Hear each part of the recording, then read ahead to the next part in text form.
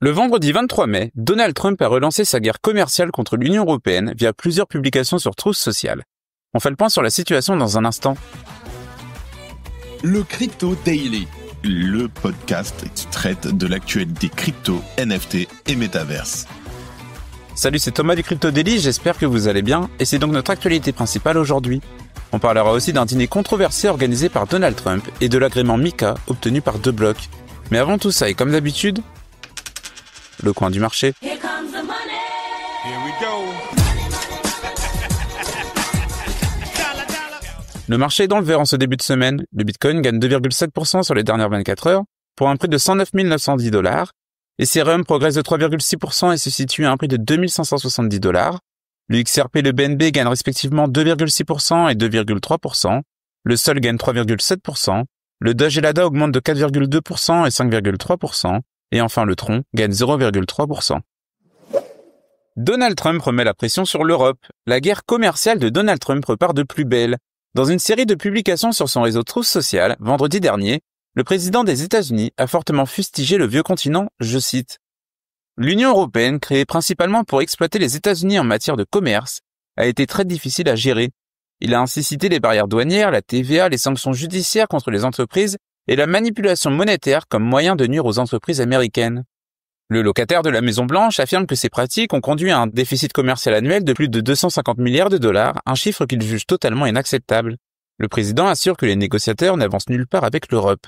Face à cela, le président a proposé une mesure drastique, un tarif douanier de 50% sur tous les biens européens dès le 1er juin 2025. Mais un appel a eu lieu entre Ursula von der Leyen, la présidente de la Commission européenne, et le président américain ce dimanche. Suite à cet appel, Donald Trump a affirmé laisser plus de temps aux Européens, qui auraient désormais jusqu'à juillet avant l'application des nouveaux droits de douane. Une décision saluée par Ursula von der Leyen, je cite. L'Europe est prête à faire avancer les négociations de manière rapide et décisive. Pour parvenir à un accord, nous aurons besoin de temps jusqu'au 9 juillet. Notons que vendredi, les déclarations de Donald Trump ont provoqué une chute immédiate des marchés financiers, mais ce matin, la bourse de Paris a ouvert en hausse de 1,2% dans le sillage d'un énième retournement de situation. L'indice parisien s'inscrit dans une tendance générale en Europe, le DAX allemand prend 1,6%, alors que le SMI suisse prend 0,9%. De manière plus large, l'indice Stoxx Europe 600 montre lui aussi une remontée avec une progression de 0,9%. Mais d'ici le 9 juillet, le président des États-Unis a le temps de changer une nouvelle fois d'avis, tant ses volte-face sont devenues nombreuses dans ce dossier. Et si apprendre devenait enfin gratifiant? Avec Knowledge Process, tu n'apprends plus uniquement pour avoir un diplôme, tu apprends pour grandir, pour gagner, pour créer. Leur promesse, une plateforme d'apprentissage hybride, tokenisée et accessible à tous, pensée pour te faire progresser à ton rythme et selon tes intérêts. Au programme, plus de 300 formations déjà disponibles, un agent IA qui personnalise ton parcours, plein de récompenses et plus encore.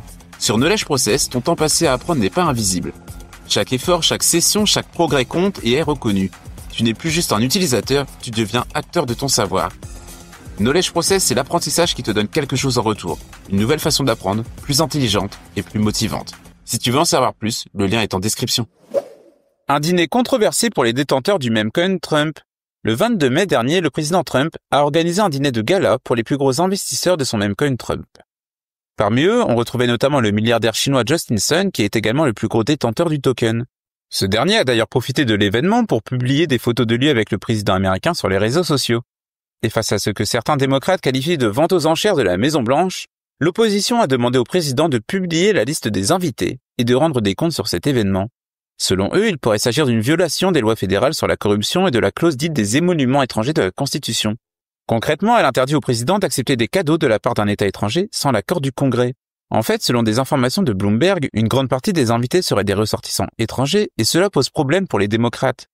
Lors d'une conférence de presse, la sénatrice Elizabeth Warren a déclaré que ce dîner était, je cite, une orgie de corruption. De son côté, la députée Maxine Waters a introduit un projet de loi pour empêcher le président et sa famille de profiter des cryptos pendant son mandat. Mais du côté des républicains, on ne voit vraiment pas où est le problème. Interrogé par CNN, le président de la Chambre des représentants Mike Johnson a déclaré qu'il ne savait rien de ce dîner et qu'il n'avait pas d'opinion sur le sujet. Il a même ajouté que Donald Trump était le président le plus transparent de l'histoire et qu'il n'avait rien à cacher. La tendance est donc claire à l'aube de la création d'une réserve stratégique de Bitcoin et d'un assouplissement du cadre réglementaire pour les cryptos aux États-Unis. D'un côté, les démocrates continuent de dénoncer ces liens étroits avec l'industrie crypto. De l'autre, le camp républicain préfère ignorer les critiques et se concentrer sur le budget fédéral. Mais on ne doute pas que l'affaire du dîner de gala de Trump n'a pas fini de faire couler de l'encre à Washington. Si tu aimes le Daily, une note et un commentaire nous aident énormément. Aussi, si tu ne veux rien rater de l'actualité, abonne-toi. Débloq obtient l'agrément MiCA par l'AMF. C'est une première historique pour l'écosystème français. Débloq obtient l'agrément MiCA délivré par l'AMF. L'entreprise devient ainsi la première société crypto du pays à être officiellement conforme au nouveau règlement européen sur les cryptoactifs. Un tournant majeur à la fois pour la néobanque et pour tout le secteur. L'agrément MiCA, entré en vigueur cette année, impose des normes strictes aux prestataires de services sur cryptoactifs, PSCA. En l'obtenant, Débloq rejoint un cercle très fermé de 28 entreprises agréées dans l'Union européenne, dont seulement 9 en Allemagne et désormais une en France. Contrairement aux anciens enregistrements PSAN délivrés sous la loi Pacte, cette nouvelle licence permet à Débloq d'opérer en toute légalité dans tous les États membres de l'Union européenne. Dès lors, échange contre fiat, swap crypto-crypto, exécution d'ordre pour les clients, ces services sont désormais entièrement reconnus à l'échelle européenne. Notons que l'AMF a reçu plus de 50 dossiers de demande d'agrément MiCA depuis l'ouverture de la procédure. Mais les exigences techniques, juridiques et de conformité sont telles que la majorité ont été écartées ou renvoyées pour complément. De son côté, Débloq, déjà bien rodé par son enregistrement PSAN, obtenu en novembre dernier, a su tirer son épingle du jeu grâce à un dossier complet et rigoureusement préparé. En parallèle, face aux critiques sur sa lenteur, l'AMF promet désormais de renforcer ses équipes pour fluidifier le traitement des prochaines candidatures. Mais en attendant, Débloq prend une longueur d'avance sur la concurrence, et oui, car l'obtention de l'agrément MiCA propulse Débloq dans une nouvelle dimension. Et voilà, c'est fini pour nos 3 news principales du jour, et on passe maintenant aux brèves. Vers une nouvelle façon de compter ses bitcoins, la proposition BIP 177 vise à redéfinir l'unité affichée sur Bitcoin en faisant du Satoshi la nouvelle base de comptage. Cela éviterait les longues décimales, rendant Bitcoin plus intuitif pour les utilisateurs non techniques. Kalshi ajoute Solana à ses options de dépôt pour parier sur l'actualité.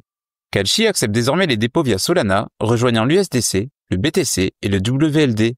Grâce à cette intégration avec 0H, les dépôts crypto permettent un accès instantané aux fonds et des limites rehaussées à 500 000 $. Le gouverneur du Texas prêt à valider une réserve stratégique en Bitcoin. Le gouverneur Abbott a exprimé son soutien au projet de loi SB 21 voté par la Chambre visant à créer une réserve crypto pour le Texas.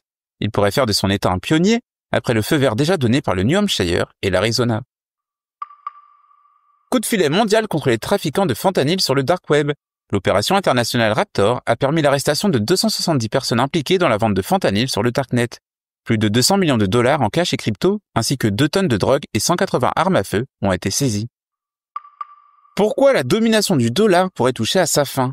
Les BRICS s'imposent doucement mais sûrement à un changement majeur dans le commerce mondial, la dédollarisation. Alors quel serait l'impact mondial d'une dédollarisation à grande échelle? On vous explique tout dans notre dernière vidéo, le lien est en description. Et voilà, c'est la fin de ce résumé de l'actualité du jour. Évidemment, pensez à vous abonner pour ne pas rater le suivant. Rendez-vous aussi sur Twitter et Instagram pour d'autres contenus d'actualité exclusifs. Je crois que j'ai tout dit. Faites attention à vous. Et moi, je vous dis à mercredi. C'était le Crypto Daily. Merci et à très vite.